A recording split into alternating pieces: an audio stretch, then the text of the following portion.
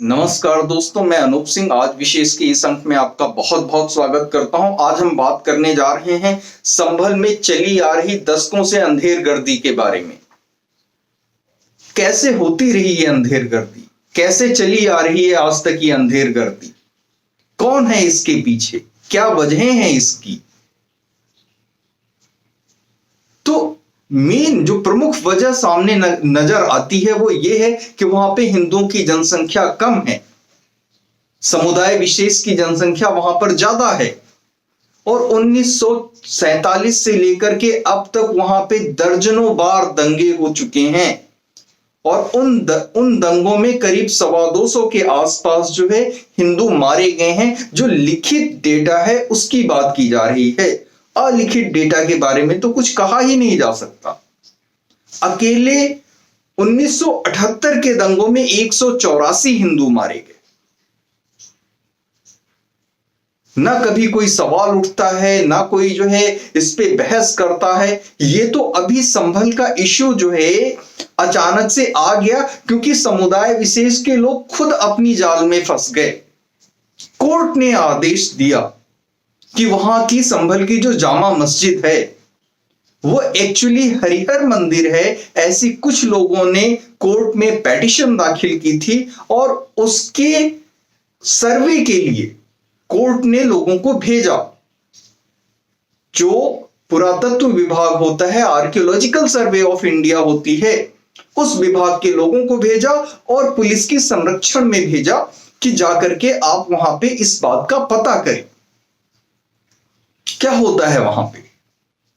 वहां पे समुदाय विशेष के लोग जो है इकट्ठा होते हैं और ये जो सुरक्षा बल जाते हैं और ये जो पुरातत्व विभाग के लोग जाते हैं, उनको सर्वे से रोकने की मंशा के तहत वहां पे दंगे होते हैं, वहां पे पत्थरबाजी होती है, वहां पे ईंटबाजी होती है, वहां पे गोलियां चलती हैं। लेकिन इस बार सरकार योगी जी की थी तो उन्होंने अपना कार्य संपन्न किया। कार्य बीच में रुका नहीं। राजनैतिक हस्तक्षेप की वजह से जो शायद पहले हस्तक्षेप होते रहे, जिसकी वजह से इतने दंगे होते रहे और जितने भी कल्प्रिट थे, जितने भी गुनाहगार थे, वो बचते रहे और उनका मनोबल बढ़ता रहा। आखिर कैसे ऐसा होता रहा? जब कल्प्रिट गुनाहगार की किसी नेता की सरपरस्ती में काम करता है तब उसका मनोबल बढ़ता है। आखिर इस बार पत्थरबाज और ईंटबाज कैसे आ गए? उनको वो पुराना ढर्रा याद था, पुरानी परिपाटी याद थी कि हमें तो सदा से बचा लिया जाता है, हमारा तो नाम ही नहीं आता है, तो इस बार भी हम ऐसा करके निकल जाएंगे। लेकिन ऐसा नहीं हुआ। 2 दिन पहले मोदी संसद में गरजे थे, आज योगी विधानसभा में, यूपी की विधानसभा में गरजे कि एक भी दंगाई को बख्शा नहीं जाएगा, यहां पे कानून का शासन चलेगा। आप बताएं, वहां पे जो मस्जिदें हैं उसके ऊपर उन्होंने जो है पावर स्टेशन जैसा स्ट्रक्चर खड़ा कर रखा है। ना तो मस्जिदों का कोई बिल आता है, ना उन्हें बिल, इलेक्ट्रिसिटी बिल वो लोग देते हैं। इसके ऊपर से वहां से 100 घरों में बिजली सप्लाई करते हैं। राज्य सरकार की कितनी हानि होती है। तो वो कुछ भी करें, उनको खुली छूट मिली रहे, वो कुछ भी करें उनको खुली छूट मिली रहे, बस तब वो खुश हैं। और ये बात किससे? ये बात अखिलेश यादव के बयान से स्पष्ट होती है। अखिलेश यादव का बयान क्या है कि हम पुरानी बातों को खोदना नहीं चाहते। अरे भाई, कितनी पुरानी बात को नहीं खोदेंगे आप? 1978 के दंगे तो भी 45-46 साल हुआ है और आप खोदेंगे नहीं तो यह सिलसिला तो कभी थमेगा ही नहीं। सारी हिंदू आबादी वहां से पलायन कर गई। इतना भय का माहौल, भारत में रहते हुए हिंदुओं में इतना भय का माहौल, और उनको सुरक्षित करने के लिए कोई आगे क्यों नहीं आया? 1978 में दंगे हुए, राम नरेश यादव जी वहां के मुख्यमंत्री थे। ज्यादातर समय उन्होंने अपना कांग्रेस में बिताया, लेकिन 1977 में जो हवा चली थी जनता पार्टी की, तो जनता पार्टी की सरकार बननी तय थी, वो जनता पार्टी में आ गए और जनता पार्टी की सरकार में जो है वो मुख्यमंत्री बने, और मुलायम सिंह भी उस सरकार में थे। वो सहकारिता विभाग और पशुपालन विभाग के मंत्री थे, कैबिनेट दर्जे के मंत्री थे। उसके बाद मुलायम सिंह यादव 3 बार उत्तर प्रदेश के मुख्यमंत्री बने। क्या मुलायम सिंह यादव ने कभी भी संभल में हिंदुओं के प्रति हुए अत्याचार का मुद्दा उठाया? जो उनके प्रति अत्याचार हुआ था उनको इंसाफ दिलाने की कभी कोई पहल की, कोई बात की? 5 साल उसके बाद जो है अखिलेश यादव भी मुख्यमंत्री बने रहे।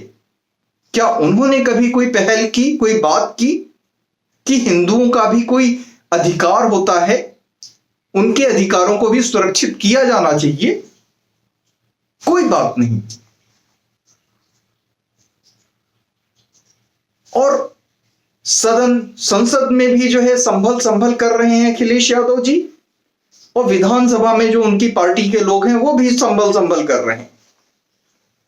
खुद स्थगन प्रस्ताव लेकर के आते हैं विधानसभा में, और जब विधानसभा में संभल पे जवाब दिया जाता है तो कहते हैं, मैंने उनके प्रवक्ताओं को टीवी पे बात करते सुना, वो कह रहे हैं आप ये संभल पे बात क्यों कर रहे हैं, आप इन सब चीजों पे बात क्यों कर रहे हैं, आप रोजगार पे बात करिए, शिक्षा पे बात करिए, चिकित्सा पे बात करिए। अरे भाई, जब प्रश्न पूछा जा रहा है कि जो है प्रश्न पूछा जा रहा है, कोई भी प्रश्न पूछा जा रहा है तो उसी प्रश्न का जवाब दिया जाएगा, दूसरे प्रश्न का तो जवाब नहीं दिया जा सकता है ना। तो जब आप बात संभल पे करना चाहते हैं, चर्चा संभल पे करना चाहते हैं, तो जवाब भी आपको संभल पे ही मिलेगा।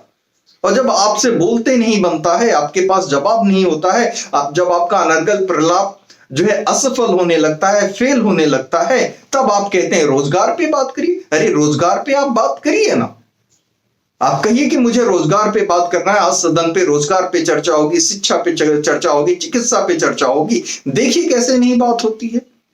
भारत की किसी भी विधानसभा सदन में या जो है संसद में हर जगह चर्चा के लिए सारी सरकारें तैयार रहती हैं, लेकिन जब आपकी मनमानी नहीं चलती है, जब आपके कारनामों के चिट्ठे खुलने वाले होते हैं, तब आप कहते हैं, तब आप दाएं बाएं देखते हैं, तब आपको जो है शिक्षा और रोजगार याद आने लगता है। बताइए, वहां पे जो है बाबरनामा में स्पष्टतः लिखा है कि वहां पे हरिहर मंदिर था जिसे तोड़ा गया और उसके ऊपर गुंबद खड़ा किया गया और उसको मस्जिद का आकार दिया गया। अब ये किसी हिंदू ने नहीं लिखा था। 1978 में दंगे होते हैं, हिंदू वहां से पलायन कर जाते हैं, जो उनकी जमीनें हैं, जो उनके घर हैं, उनको औने पौने दाम में या तो खरीद लिया जाता है या उन पे कब्जा कर लिया जाता है। और वहां पे मंदिर वगैरह होते हैं, उनको भी अपने हाथे अपने बाउंड्री में ले लिया जाता है। ये तो इत्तेफाक से 2 दिन पहले जो है पुलिस प्रशासन और जो है डीएम की तरफ से ये आदेश होता है, उनके लोग जाते हैं ये देखने के लिए भाई उनको कि वहां पे बिजली की चोरियां हो रही हैं, और इसका पता करते करते उन्हें मंदिर के बारे में पता चलता है। जब देखते हैं तो काफी प्राचीन मंदिर होता है जो कम से कम 45-46 साल से बंद पड़ा है। जब 1978 के दंगों के बाद जो है हिंदू वहां से पलायन कर गए, किसी को पता नहीं था, कितनी सरकारें आई और कितनी गई। क्या संभल के माहौल के बारे में, क्या सबको पता था? संभल के माहौल के बारे में सबने छुपाया। शफीकुर रहमान बर्क, जो वहां पे सबसे ज्यादा दिनों तक सांसद रहने का जिनका रिकॉर्ड है, वो पार्टियां बदलते रहे लेकिन सांसद वही रहे, सपा से भी रहे, कांग्रेस से भी रहे और जाने कितनी पार्टियों से रहे। वो सरेआम एक शख्स कहता है भारत में, मैं बाबर की संतान हूं, मैं बाबर का वंशज हूं, ये उनके वक्तव्य हैं। और फिर भी वो चुन के आते रहे। पहली बात तो उनको इलेक्शन लड़ने ही क्यों दिया जाता है? इतना ज्यादा फ्रीडम ऑफ एक्सप्रेशन अगर जो किसी भी देश में चलेगा तो उस देश का भविष्य क्या होगा, आप खुद सोचें। जब एक शख्स खुद कह रहा है कि वो बाबर की संतान है और वो जनप्रतिनिधि बन जाता है, ऐसा कैसे है? अगर जो ऐसा है तो इसमें सुधार किया जाना चाहिए। 1978 के दंगों में जो है शफीकुर रहमान बर्क का भी नाम आता है, और अभी जो है पिछले महीने जो दंगे हुए तो उनके इंतकाल के बाद जो लोकसभा चुनावों के कुछ समय पहले ही उनकी मृत्यु हुई, उसके बाद उनके पोते को टिकट मिला और वो जीत करके आए सपा से। और सपा के जो अध्यक्ष हैं अखिलेश, उनके बचाव में लगातार जो है बैटिंग कर रहे हैं, जबकि दंगों में उनके ऊपर भी एफआईआर दर्ज है। जो वर्तमान सांसद हैं, जो शफीकुर रहमान बर्क के जो है पोते हैं। तो भाई ऐसा करके सत्ता मिल भी गई किसी पार्टी को, जब भारत का वर्तमान और भविष्य ही आप अंधेरे में डाले दे रहे हैं, डुबोए दे रहे हैं, तो सत्ता मिल भी गई तो सत्ता का क्या? ऐसा तो है नहीं किसी के पास खाने के लाले पड़े हैं, किसी के पास। भाई आप एक बहुत ही अच्छा जीवन ऑलरेडी जी रहे हैं, आपके पास किसी चीज की का कोई भी अभाव नहीं है, तो येन केन प्रकारेण सत्ता में आ जाना, उसके लिए किसी भी गुनाह को नजरअंदाज कर देना और बेवजह के कैसे भी मुद्दे गढ़ लेना जिनका कोई आधार ना हो, ये कौन सी बात होती है? भाई ये भी वर्णित है ग्रंथों में कि वहां हरिहर मंदिर के पास 22 कुएं हैं। अभी खुदाई चल रही है, 3 कुएं निकल आए। एक कुएं को जहां 15 फीट तक खोदा गया तो उसमें खंडित मूर्तियां मिली। कार्तिकेय की मूर्तियां हैं, माता पार्वती की मूर्तियां हैं, माता लक्ष्मी की मूर्तियां हैं।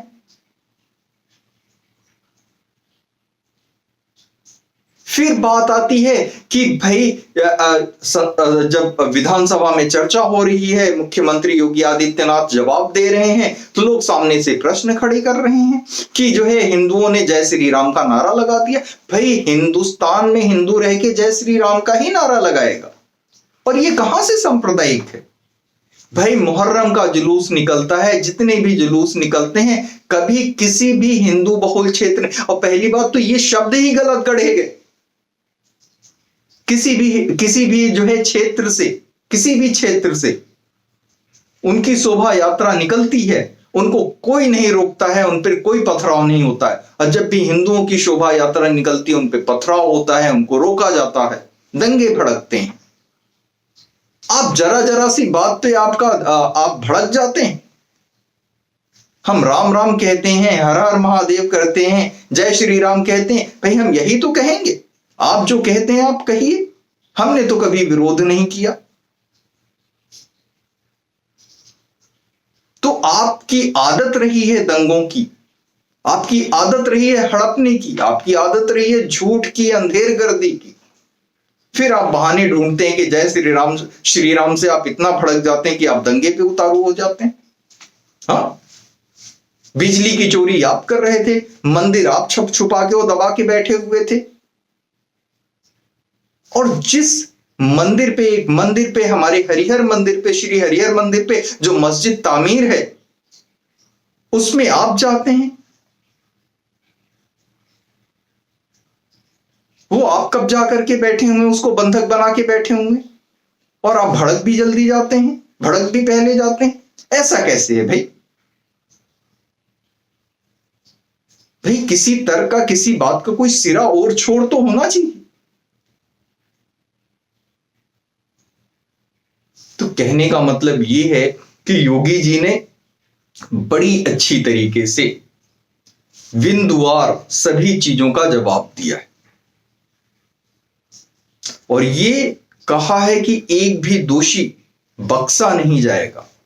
अब जो संभल में ये डेमोग्राफी इतनी डिस्टर्ब नजर आ रही है, और डिस्टर्ब का कारण आपको पता चला कि 1947 से लगातार ना जाने कितने दंगे हुए अभी तक। भाई इसी तरीके से और भी क्षेत्र हैं, कैराना है, मुजफ्फरनगर है, मुरादाबाद है, यहां भी दंगे हुए, डेमोग्राफी चेंज हुई है, हिंदू प्रताड़ित हुए हैं, पलायन को विवश हुए हैं। सत्य को कब तक छिपाया जा सकता है? वो अत्याचार कब तक सहा जा सकता है? तो हर एक चीज का एक अंत होता है। अब वो अंत दिख रहा है। जो हिंदुओं की प्रताड़ना रही है, जो हिंदुओं का पलायन रहा है, अब रुकेगा।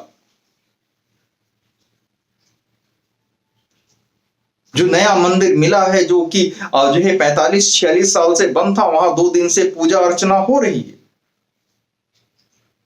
भाई मुझे याद आता है, मैं संभल में कल्कि भगवान के मंदिर के शिलान्यास में प्रधानमंत्री मोदी जी भी उपस्थित थे और मुख्यमंत्री योगी आदित्यनाथ भी उपस्थित थे, क्योंकि हमारे ईश्वर के 10वें अवतार कल्कि भगवान के नाम से संभल में ही जन्म लेंगे, ऐसा कई ग्रंथों में वर्णित है।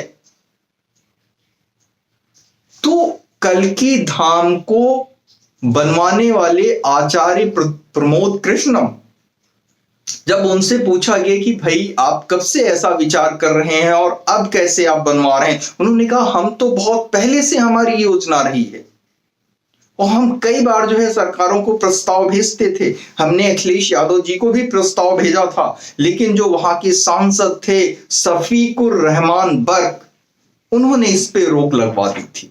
अब चूंकि भाजपा की सरकार चल रही है तो हमने इसकी पहल की है और हमारे निमंत्रण पे सहर्ष प्रधानमंत्री और मुख्यमंत्री दोनों ही शिलान्यास में आने के लिए राजी हो गए। तो इस तरीके के हालात बनते। कश्मीर में हिंदुओं की कहीं संख्या कम थी तो वहां पे हिंदू पंडितों को वहां से पलायन करने पे विवश होना पड़ा, वो इतने प्रताड़ित हुए। और एक बात आती है अल्पसंख्यक और बहुसंख्यक की। किसी राज्य में, किसी जिले में अगर जो मुस्लिम आबादी बहुसंख्यक है और हिंदू आबादी अल्पसंख्यक है, हम संभल की ही बात ले लेते हैं कि करीब 22-25% वहां पे हिंदू आबादी है और मुस्लिम आबादी 65% है और बाकी के 10% में बाकी के लोग होंगे। तो यहां तो हिंदू अल्पसंख्यक हुआ ना, और ना अल्पसंख्यक ना बहुसंख्यक।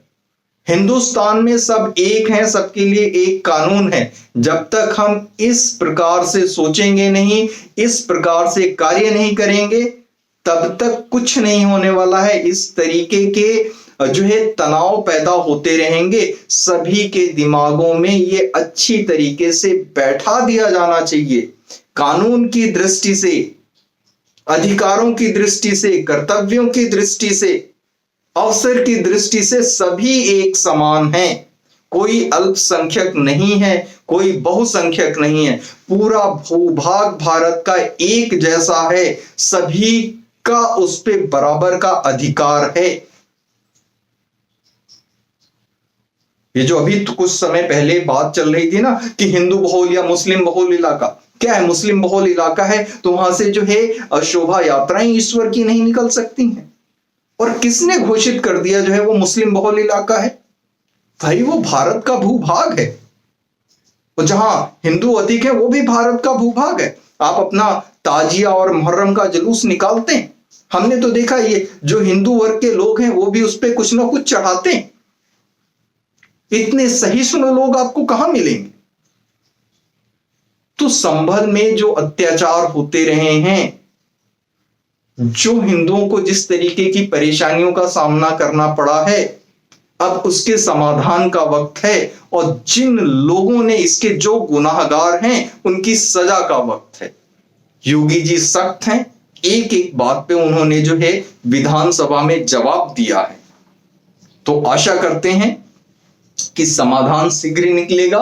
और ये संभल का जो इशू है अब ये व्यापक होता जा रहा है, अब ये देशव्यापी रूप लेगा। देशव्यापी रूप लेने का मतलब ये है कि ये एक जो है एग्जाम्पल बनेगा उन सभी जगहों के लिए पूरे देश में जहां जहां ऐसा है और जहां पे हिंदुओं की संख्या कम हो जाती है और वो जो है दंगों के शिकार हो जाते हैं, उनको अपनी ही जमीन छोड़ करके भागना पड़ता है, पलायन करना पड़ता है। तो ये एक एग्जाम्पल सेट होगा कि अब इसके आगे से ऐसा नहीं होगा। तो आज के अंक में इतना ही मिलते हैं फिर अगले अंक में। चैनल को लाइक करें, सब्सक्राइब करें, शेयर करें, और चूंकि मैं YouTube पे नया हूं तो कृपया चैनल को सब्सक्राइब अवश्य करें। धन्यवाद।